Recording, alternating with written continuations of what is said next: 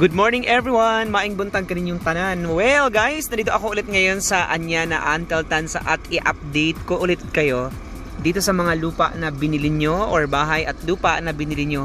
Guys, look at this. May marking na siya, no? Ayan po. Well, yan po ang mga markings. Ayan po. Alright, yan po ang mga markings na yan. Nalalagyan na po na siya ng mga monument, ng mga muhon. Kaya, dito sa Bill Airways, sa lahat ng mga clients natin na bumili dito ng lupa dito sa Anyana, lalo dito sa Bill Airways, kasi ito yung una nating binuksan way back 2018. Ayan na po, magtatanim na po sila ng mga muhon dito sa inyo pong property. Para doon sa mga may due date ng kanilang bank loan, no? 6 months before the due date po, pinaprocess na po namin yung kanilang mga bank loan para in preparation sa kanilang bank financing. Alright, no? In preparation po doon sa inyong mga bank financing, lalo na po yung bumili po ng Paris, New York, and then our Tokyo model house. Well, for today's video, kung bago ka pa lang sa YouTube channel ko, please watch this. If you are new to my channel, please do subscribe and hit the bell button for the latest update. Or you can message me in my WhatsApp and Viber at 0927-472-4976. Or you can chat me in my messenger at Reynaldo Jr. Pundulan Miliada to get the latest update. Alright guys, so welcome back to my YouTube channel. So, my division manager dito po sa Anyana. And for today's video po, nandito ako ngayon sa Anyana Antaltansa. At ang ating pag-uusapan ngayon is with regards to the bank financing loan. Kung ikaw po ay bumili nitong Paris model, Maxine model unit, or itong New York model house, and even itong Tokyo model unit. Very exciting at very interesting para doon sa ating mga buyers na installment basis po. Kasi we have the contract, kailangan natin siyang i-follow. Una po, alright. For our bank financing term na bumili ka po dito sa Paris model unit, so 6 months before matapos yung inyong down, so tatawagan na namin kayo for processing of your bank financing term. Para doon po ito sa mga bank financing term natin, no? Para po after the down payment, matapos niyo po mabayaran yung whole down payment na 15%, together with the letter of guarantee and loan proceeds from the bank, then give us 60 days to start the house construction. Kasi yung 60 days na yon, so once na-receive namin yung letter of guarantee and loan proceeds, give us 60 days for processing of the building permits. So ibig sabihin, hindi pa po agad gagawin yung house kasi processing pa tayo ng building permit. Then, after ng 60 working days, so mag-i-start na po tayo ng groundbreaking. So maghuhukay na po tayo guys. So ang inyo pong due date sa bank, mag-i-start na rin po kayo magma-monthly sa bank that time. So for this Paris model unit, kasi ito yung pinakamalaki nating bahay, ito po, nagra-run po ito ang construction nito ng 365 days, working days. Kasi malaking unit yan siya guys, at saka buhos. Kapag ang binili nyo naman po is itong New York model unit, so nagra-run po yan siya ng 320 working days. And ditong Tokyo model unit naman po, nagra-run naman po siya ng 270 working. So once the time na after the 270 working days, at yung bahay nyo po na binili is gawa na, so i-email namin kayo or i-inform namin kayo, tatawagan namin kayo for house inspection. This is done.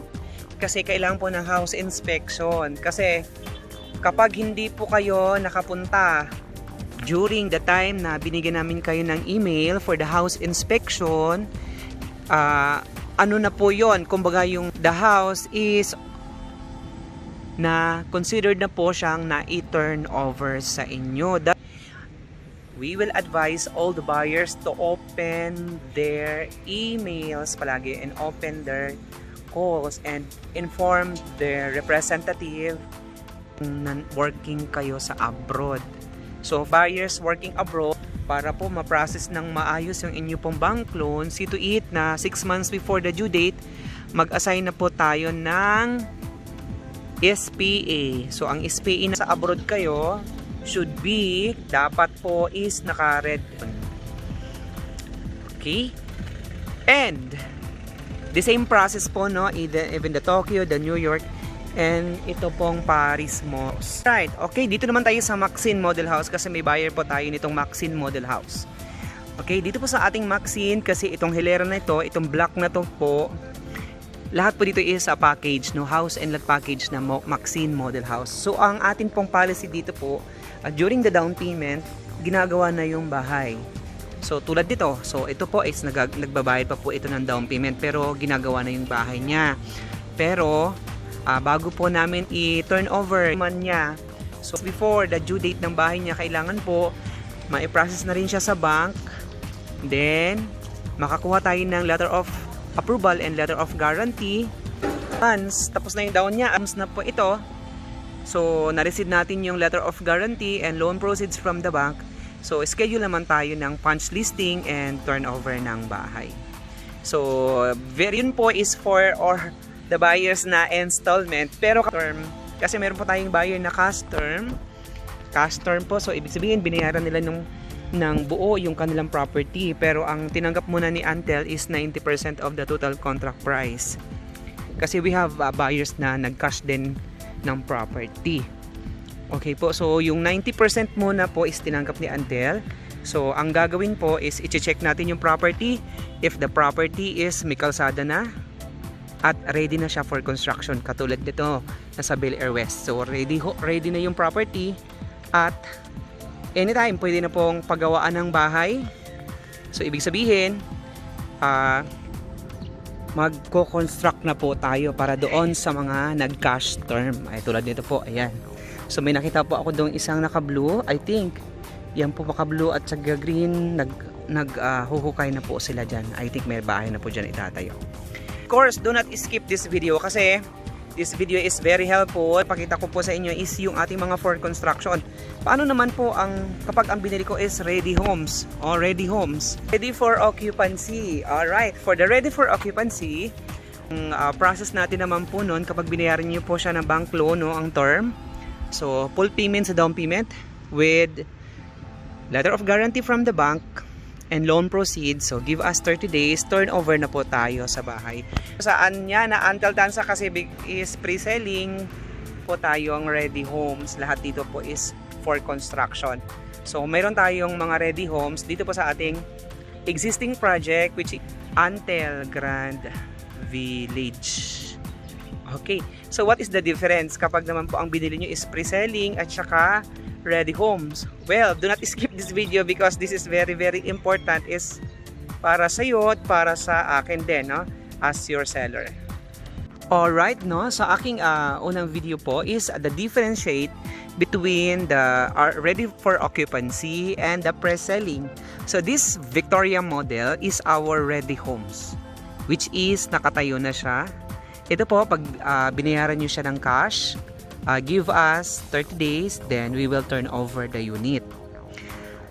Kapag naman bank financing, so babayaran nyo lang po sa amin yung down payment na 20% plus letter of guarantee from the bank, and then turn over na namin sa inyo ang unit. Ngayon, kung ikaw po is living with your parents or living with your ancestral house, at kung nagre-rent ka, well, mas i-prefer ko sa iyo, is re-recommend ko sa iyo kung nagre-rent kayo po, no, I will prefer na i-recommend sa iyo is our ready for occupancy para yung inyo pong binayaran, para yung inyong rent, instead na pupunta pa sa inyong rent, yung inyong pambayad, so iipunin mo na siya para sa iyong pang down payment. Although this is our biggest unit, meron naman tayong maliliit na ready for occupancy. Alright, kung ikaw naman po is living with your parents or living with your ancestral house or may bahay ka na at gusto mong mag-invest ng property, mas maganda bili ka ng pre-selling because mas mababa ang property value nung mabibili mo siya kasi pre-selling versus the time na existing na yung property. Pero kung mayroon ka ng property din naman at living with the parents at okay ang budget mo, mas maganda din bili ka ng ready for occupancy and then pwede mo siyang parentahan, no? Alright, so that is a very, very exciting topic for today. So please don't forget to hit like and subscribe in my YouTube channel. Thank you so much and God bless us all. See you in my next video.